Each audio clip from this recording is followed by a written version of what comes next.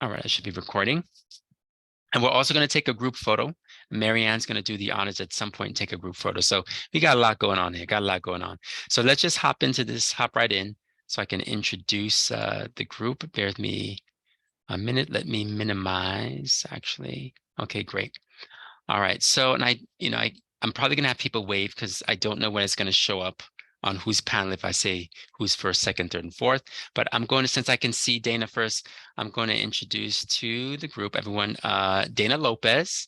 Dana is the VP, Vice President of Human Resources at the University of Portland. So she's north of us this evening. And I think Dana, you waved already, right? Yes, you did. She did. All right. So then we're going to go with Miss Zana Kidd. All right, Zana. So Zana is the Senior Human Resources Coordinator at Excel Sports Management.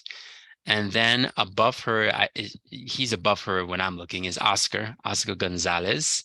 So Oscar Gonzalez is the Human Resources Generalist. Is it Lisi? You pronounce it Lisi or Lisi? Lisi? Yeah, Okay. it's Lisi. Okay. Lisi Aerospace, North America. And then last but definitely not the least is Mr. Alfredo de la Cruz. So Alfredo is a human resources coordinator over at NBC Universal. So different industries, aerospace, sports, entertainment, education. So I think it's a really good mix.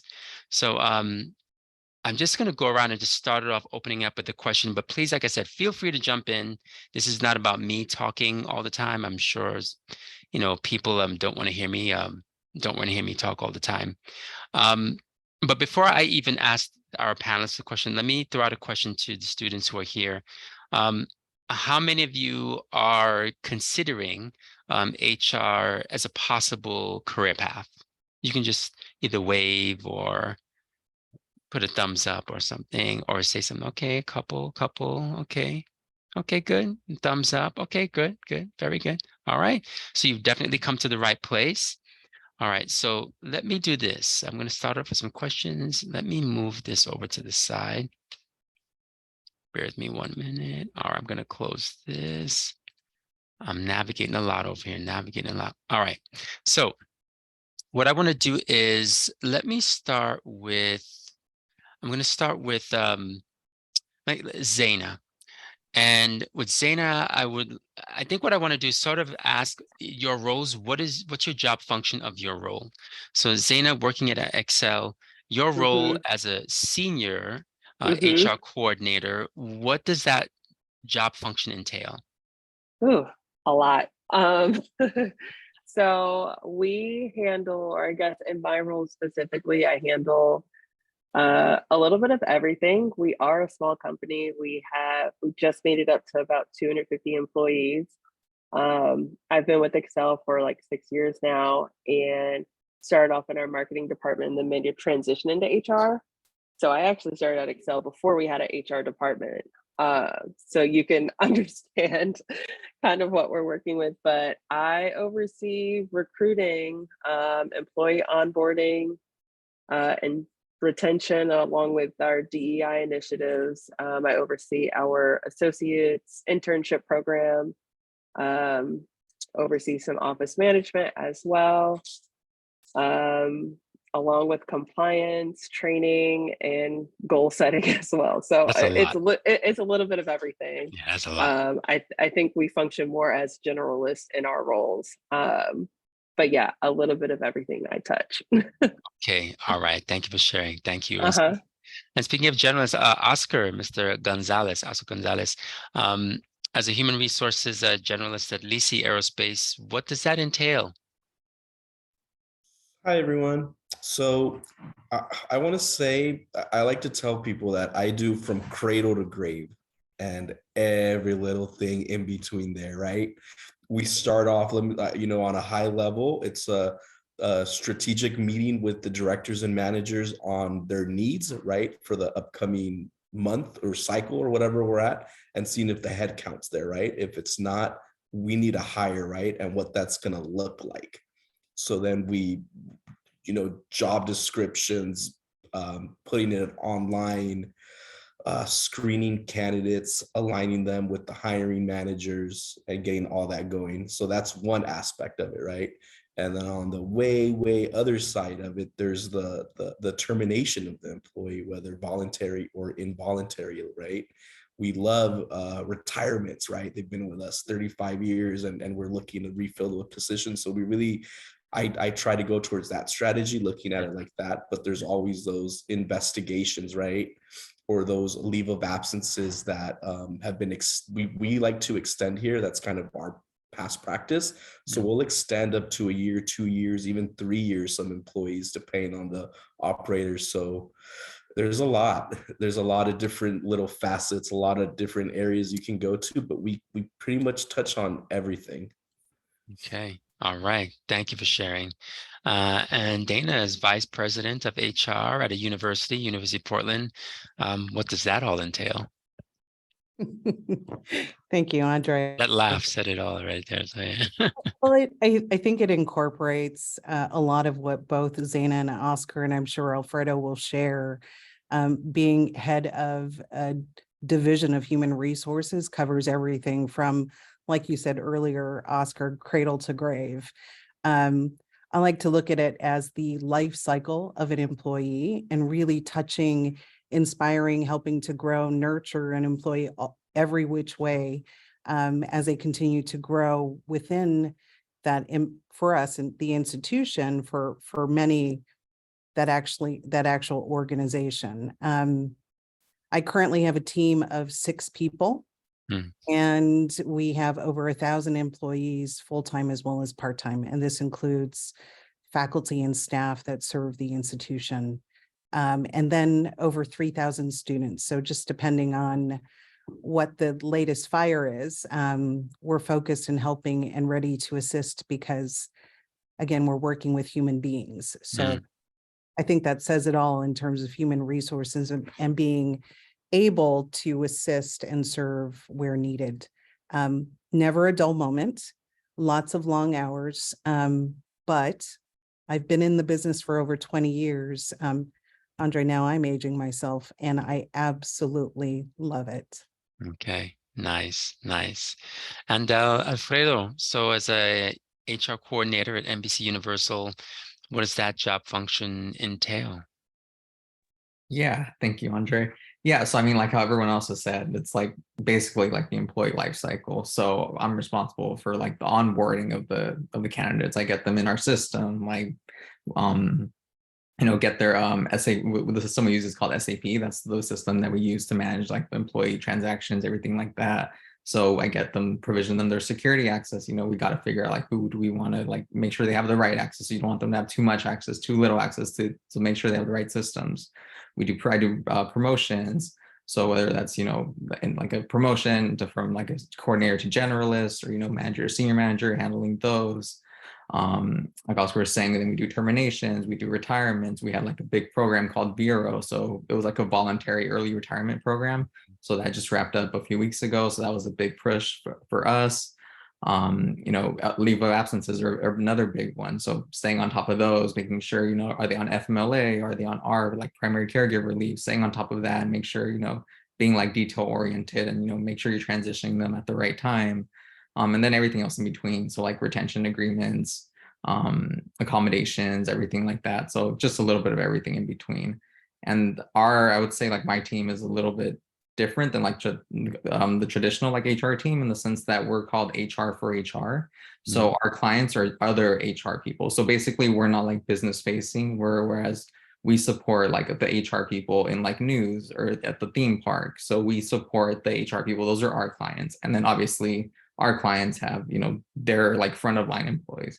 So it's a little bit different, whereas we support like the HR people. So it's kind of like a doctors for doctors in a sense that way. Okay. All right. So you touched on something talking about SAP. I'm going to touch on tech tools in a minute. But I wanted to know, what does a potential career path look like? All of you work in different industries: Zana sports, Alfredo entertainment, education with Dana, aerospace with Oscar. So in your companies and the fields you work in, what does a career path look like for someone who's thinking of entering that space? And I'll start this time with Oscar, and then I'll go to Alfredo, Zana, and Dana. Sure. So here at Lisi, we have like two divisions. We have the HR support team here on site at Torrance, and then we have the corporate HR team also housed here because we service all of North America, right? So on the North America site, it's kind of the generalist and just director level. We kind of just work together. On the Torrance facility site, we have the specialists that handle the payroll side of thing. We have the coordinators that handle the onboarding, and then we have the generalists that kind of deal with everything. And then from there, it's kind of a supervisory level at some locations. They have like an HR supervisor. This location here, I'm in the corporate services. So I just report to the director. So that would be the next step is director level, and then the VP of HR for North America. Okay. Very good. Very good. And again, the reason I'm asking is because of different companies in HR, there's so many different job functions in HR. So just curious to know if there's chances to change, roles, whether it's a lateral move in another area or a vertical move within the company itself. So Alfredo, if you can maybe touch on what is maybe at NBC Universal, what does a career path in HR look like? Yeah, definitely. I mean, we have all the way from assistant to senior vice president roles. And for myself, I was actually previously an intern with NBC. So while I was during the MBA program there at Long Beach, I did 2 internships with them with NBC. So we have a really big internship program that's run like every summer and fall. And I believe they're going to extend it like annual wide. So spring, summer, fall, winter. So it's going to be an annual wide program now. But that's a big lift we do the internship programs, and then we do see a lot of, people converting to full-time from the internship program. So I would say if you're, if anyone that's interested, the internship program is definitely a good first step in.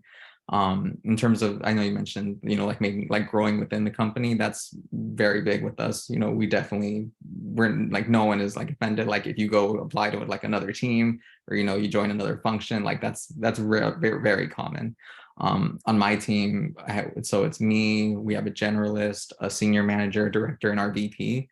Our VP actually just joined this team that I'm currently on last year. She used to be VP in another division. Our director also just joined last year from another division, and same with our generalist. And so, there's a lot of like movements, lateral movements, not even just lateral, there's also like promotions from generalist to manager.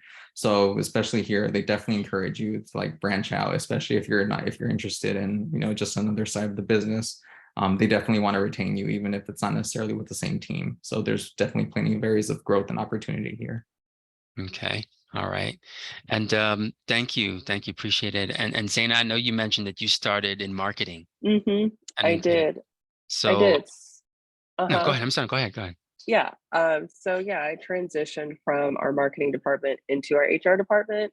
At the time, they were looking for somebody at the coordinator level. And in my role, I was a marketing manager. So it was somewhat of a lateral move into the role.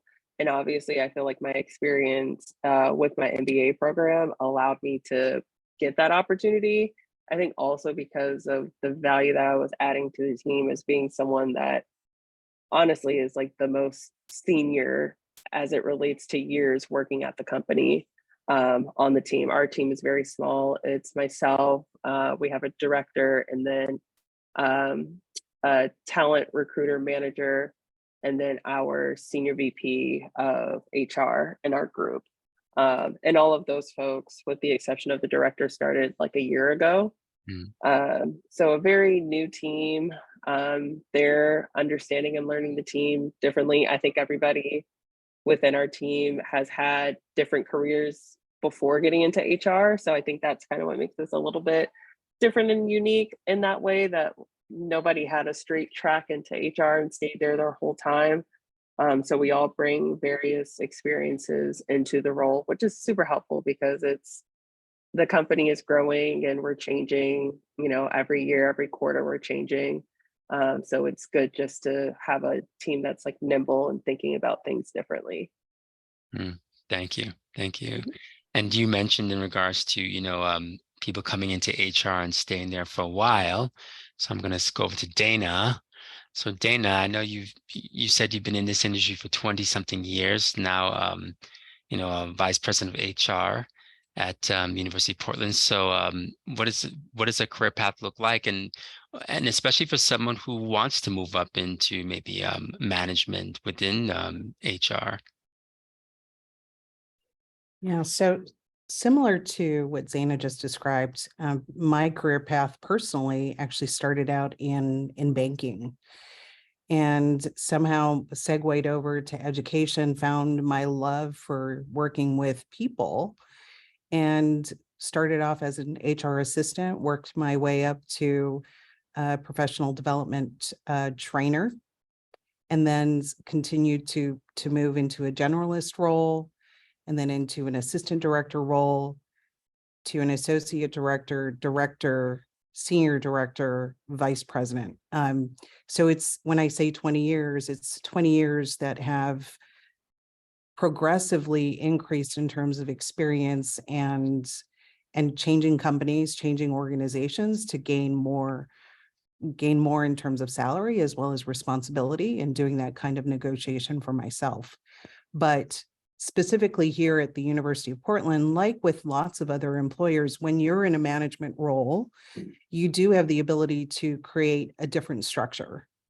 And that is what I've done here at the University of Portland in a very short amount of time. When I started here, there were all generalists. And what I realized is we actually needed experts in certain areas, people who had done the work, say in recruitment or in employee relations. And so what I ended up doing was, as attrition occurred, created those positions and hired specifically for those roles that we desperately needed. And so we currently have a director of human resources that oversees our employment and onboarding.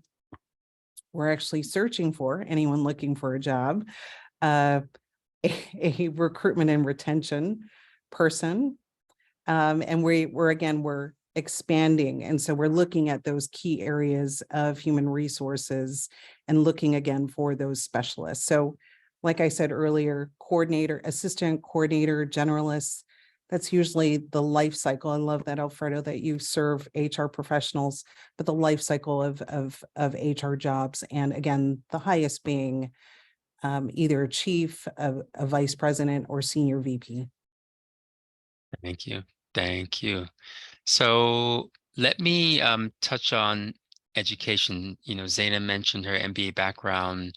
People have mentioned, past other industries they worked in. So when it comes to the education, what would you say are maybe are there any particular core courses or anything in your collegiate programs, whether it's an MBA program you were in, that you felt helped prepare you for HR? Did you take any specific HR courses? I'm just going to open up the floor to anyone who wants to jump in. If not, then I can call on someone specifically, but it's... So I can start off just because I'm class of 2022. Oh, yes. So I literally just finished. I was on the Saturday MBA program, right? And what's really helped me be really successful here is, believe it or not, some of the on a high level, the statistics part that I took, because I can analyze the KPIs that we have here a little better and track them, and especially converting those Excel files, because we use Dayforce here. It's a pretty ancient system now. We're transitioning to Workday next year, so yay for us. But in the meantime, I get those huge data files, and the MBA program taught me how to filter that data, clean it up, and create some awesome charts. And I didn't have those tools before the MBA program. So really understand, especially, I know if you're in the MBA program right now, at least the online, the Saturday one, we're using Tableau a lot. Really pay attention to that, the filtering of the data, because honestly, that is like the future that HR is moving into, is being able to read that data and take actions with, whether it's the attrition one, why are they leaving, having the surveys and being able to just read all that data and understand it. So I would say that was really helpful. Okay. I can hop in. So I took 2 courses, the same professor. One was organizational development and a change management course, which, as I reflect on like how I approach the role, those definitely come into play. Like I said, I describe our company as the wild, wild west. And so there's processes that we're implementing. There's, new systems that we're using and rolling out company wide. And so just being able to take a step back and understand how these things are affecting employees and how they're going to implement them on a day to day, and just, making sure that you're not just throwing it out there and expecting everybody just to do it, but having compassion and doing that and understanding that, these are humans. Everybody else also has a job too, while also trying to reach the goals of strategizing and making sure that the company is running smoothly. Okay. All right. So change management and org development, statistics for Oscar. I'm not sure between Dana and Alfredo, anything you wanted to add to that, or? I mean, like what Oscar was saying, like the Excel, like knowing how to filter and like work with data is definitely like that. Like I said, like that is like that's a big part of the job. Like one of the projects I did recently was we want to try to start building, because we have for our coordinator, at least at the coordinator level, that the turnover is a little higher than we like it at the moment, and that's like for various reasons, and it differs in different business units.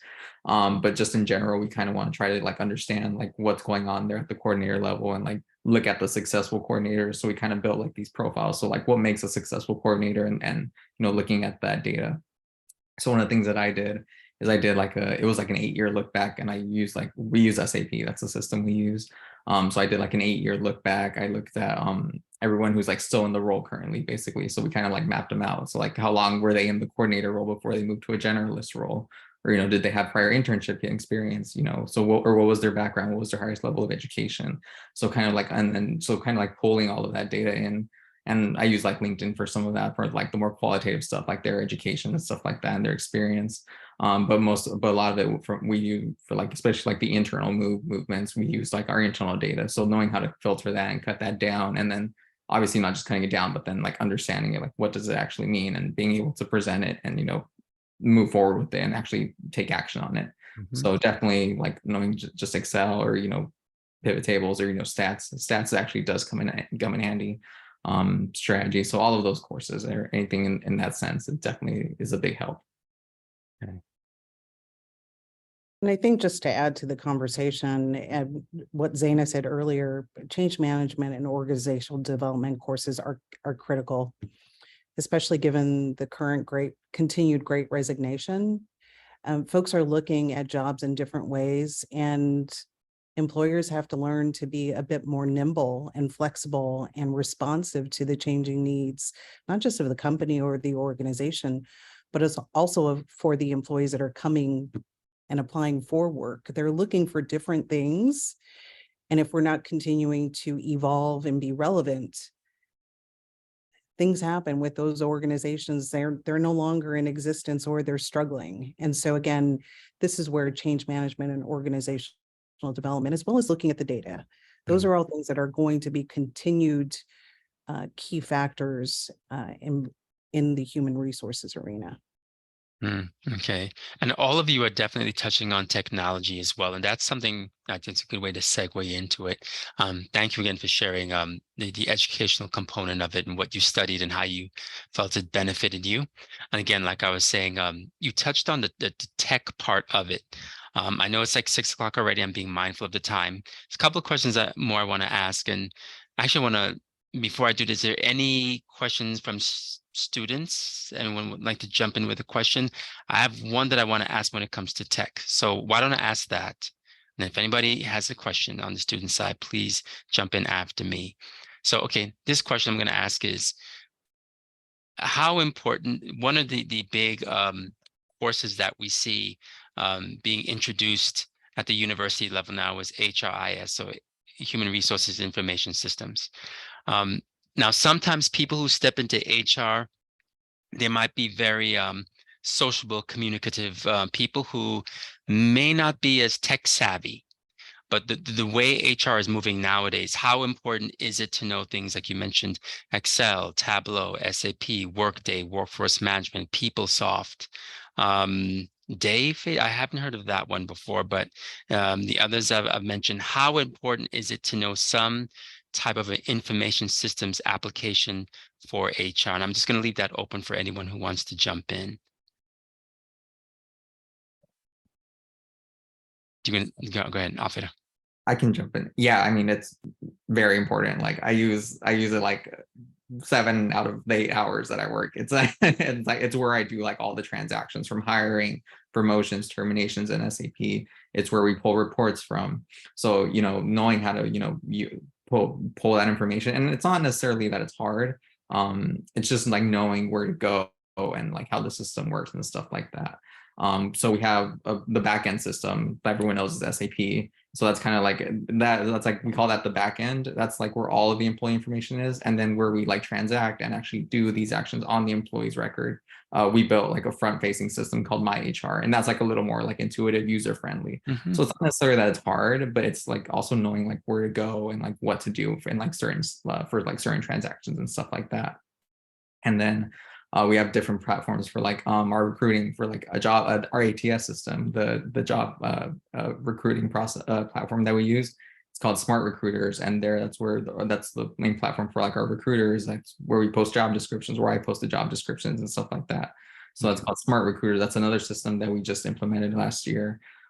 Same thing for like our onboarding portal. It's called Clickboarding. That's another system that we use where just employees go in and, you know, fill out all their paperwork and stuff like that. So it's all online now, and all of these systems talk to each other. So like also knowing like the differences, you know, how does Smart Recruiters talk to My HR, or how does My HR talk to Clickboarding? Because they all do. That was one of the reasons like my Clickboarding and Smart Recruiters were just implemented last year. And the main reason was because they wanted to build all 3 of these systems to connect to each other and just kind of make things like run more smoothly for HR.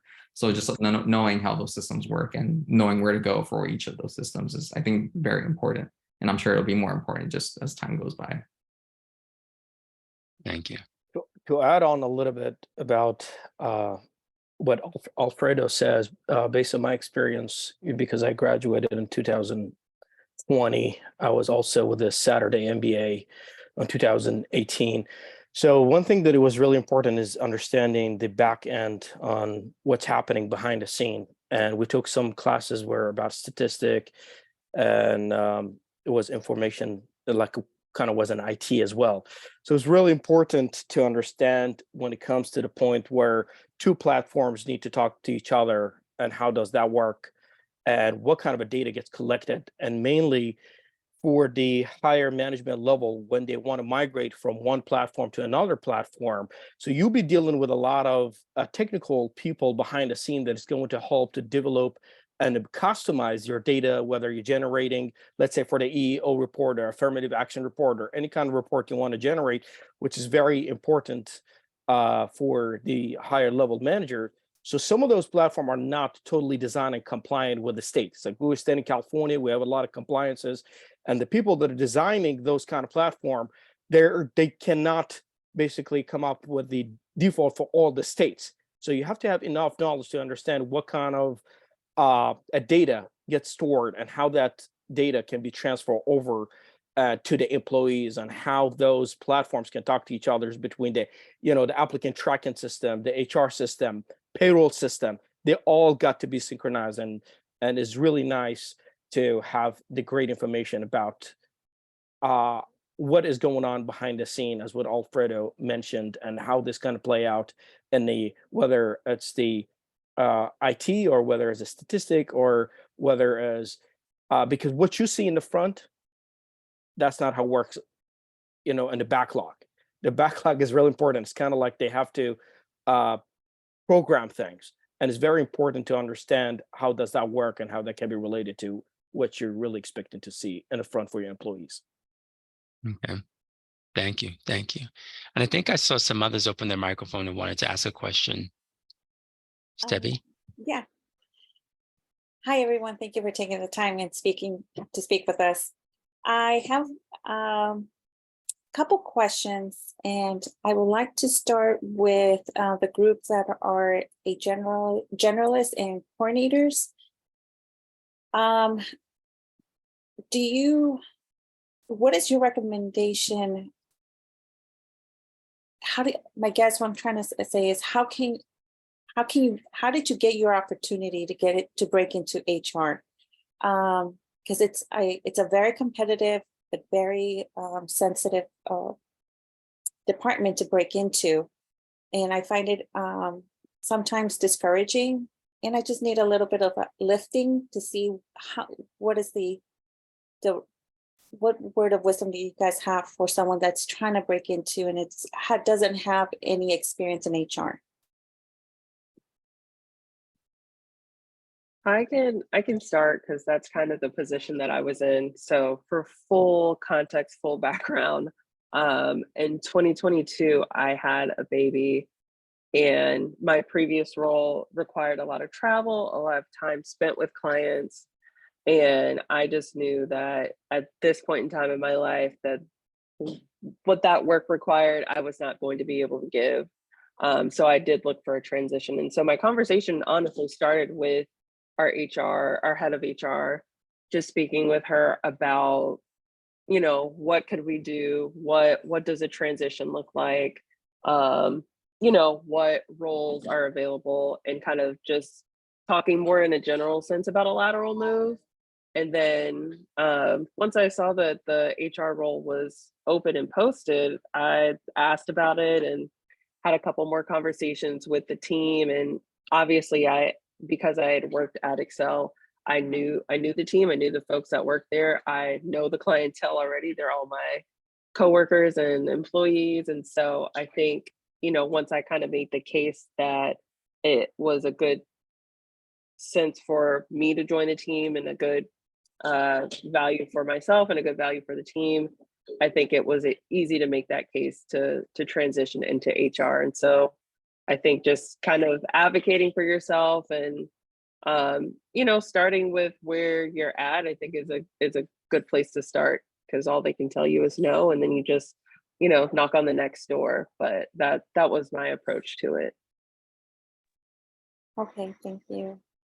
So And I would encourage you to I don't know what field you're currently working in, but like a lot of times, like, being customer service oriented, I think is really helpful. That's yes, kind of like a stepping stone, right, to being able to get that. So if you're really comfortable, with that, or you're in that type of position at the moment, that's a good start. Also, since your resume is going to be limited with HR titles, the ATS systems aren't going to put you in to the next level. So what I would encourage you to do, if you don't have a lot of HR titles in there, reach out to recruiters. Honestly, recruiters are, I love them. And sometimes it's really hard working with them. But I think right now, especially with this current market we're in still, recruiters know who's hiring and for what roles. Like me here at Lisi, I have contracts with 5 recruitment firms for 5 different types of positions and stuff, right? So when we needed an HR generalist 2 weeks ago, we reached out to the recruiting firm because we know they already have a pipeline. And we don't really have the bandwidth to look for that at the moment. So yeah, within a week, they had a pipeline of people. So if you give them your information, you interview with them, they'll put your name for maybe, and you'll start off at a very basic level, maybe HR assistant, and you just kind of move your way up from there. But definitely look for recruiters, look on LinkedIn, or just find some recruiting firms near your home. Just Google it and just call them up, give them your resume, and tell them what you're interested in. yeah, thank you for that, because I have reached out to recruiters, and I have a strong resume, and I've had the opportunity to do the screening and for first interview. But where I have a halt, or I would think that it would help me having the MBA. Which leads to my next question, is that I don't get a second interview because I don't have the experience. And so my question is, do you recommend be getting certified then? If we're in the MBA program and we're invested in getting a higher education, and I have the experience in customer service. I've been in the retail industry for 10 years, and I have built a foundation of of clientele, and so I know the life cycle of employees because I've been in management for 6 years. But I feel like I'm being capped because I'm not certified, maybe. And so I wonder, with what your experiences, what helped you in the MBA program, do you also have a certification that's helped you grow? And maybe Dana can answer that because you've had 20 years of experience. Do you have those kind of certifications that has helped you build your own platform? I'm going to add on to that when Dana's finished. And then I know it'll be about 6:15, and I do want to put people in, open up the breakout room so people can interact with Okay. the panelists one-on-one. But go ahead, please, Dana. Thanks, Andre. Thank you, Debbie. I will say that the certifications absolutely help. And to add to what Oscar said, other opportunities, although it may seem a little daunting, is if folks are in between jobs, working with not just search firms, but also temporary organizations. So, your temp agencies are a go-to. I will say at several of the educational institutions that I've worked with in the past, we've actually hired full-time temps that actually transitioned to full-time employment because we had the opportunity to actually see their work in action, see them demonstrate the key competencies that we needed for that particular position. The other part is your cover letter, at least for me it is the most compelling. And even though you may not have the experience, direct HR experience, if your cover letter actually helps to do that translation, I've worked in the retail industry, this is how it translates to your organization. Walk us through that. I have found that those kinds of cover letters are actually really compelling and allow me to actually kind of envision more how that particular candidate might actually work and function within the organization. So those are a couple of things. Again, certification is great. Looking at temp agencies, and lastly, re-examining your cover letter to see how you can draw those connections. Mm-hmm. I think Alfredo, did you want to say something, Alfredo? If not, that's okay. Okay, all right. So one thing I would add to that, so thank you so much, Oscar and Dana. I think that's excellent advice. I'll also add to it, and this gets back to technology. And this is something that Marianne and we talk about on our team. But I recommend to students that utilize ChatGPT, honestly. And what I mean by that is you can utilize ChatGPT to create specific projects that are tailored for you, that you can work on and put on your resume. You can ask ChatGPT, create for me an HR project that uses Excel, Tableau, statistics, that talks about customer service, org development, change management. Make the project last no more than 4 hours, and it will kick out something for you to work on, and then work on it and put it on your resume. Put a couple of those projects on your resume and give it HR titles. You can even be specific and say, I want it to be in the entertainment industry, healthcare industry, automotive industry. You can be that specific. So it will create a project that's unique just for you. So that's another way to get that kind of experience through projects, if you can't get it through real world experience of the classroom. But again, just it's technology, so utilize it. All right, so I know it's like already 6:15. So let me go ahead and I'm going to open up the rooms. Let me do this right now. All right, so the rooms are open. So I think Dana, I think all of you, Zana, Dana, Alfredo, and Oscar, you should see the rooms with your name on it. So I'm going to have you hop into that, and all of you can hop in and out of the rooms as you choose. You should be able to. I'm going to watch to see if you can do that. If you let me see if you're So able I'm to. gonna leave and join my room, right? Yes, please. Yeah, can you? Okay, good. All right, so Dana's in there. All right, so for all of you participating, do hop into any of the panelist rooms that you'd like to speak to now. I'm going to probably have you in there for about maybe 5 minutes or so. Then I will send a message to have you switch to another room, but feel free to hop in and ask people one-on-one questions right now. So Zlatan Alfredo. So Zana, I do see someone in Zana. So Dana doesn't have anyone. Oscar does. So Dana doesn't have anyone. And so if anyone wants to hop into Dana's room.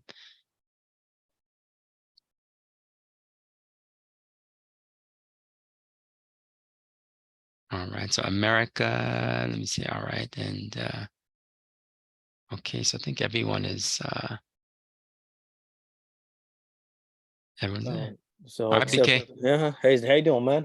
Good, good. Good to see you again. Good to see you again. And Thank you Marianne, guys for coordinating that. I appreciate that. It's amazing. Sorry, I was like 5-10 minutes late.